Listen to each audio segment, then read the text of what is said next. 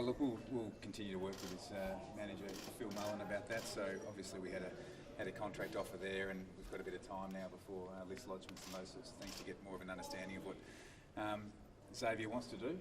So we'll pick up those conversations early next week. Does it seem an odd situation to you, Tom, that a young player like that who has a contract on the table from the club says no and then doesn't find himself a new home? I think what we learnt through this trade period was a lot of those players, I guess, in that the 20s, I guess, in your club, 20 to 30, it's more and more difficult than it probably has been before since the free agency era has sort of come into play. So, look, we'll pick up the conversation, as I said, with Xavier and see where it lands. Dean Towers still out of contract. Can you give us an update there? Was there much interest in him today? Does he remain at your club for next year? Yeah, look, I mean, not a lot of movement for Dean during the trade period, so he remains out of contract, and we've been in constant dialogue with his manager also.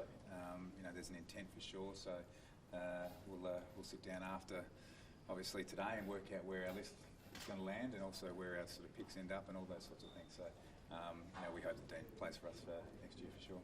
Pick swap with GWS, what was the rationale there?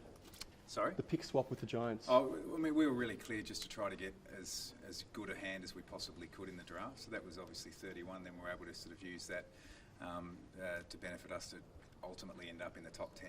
We think as a grand final side to be in the top 10 of the draft, and obviously have 19 as well, gives us a really strong hand as we continue to try to bring in the best young talent we can.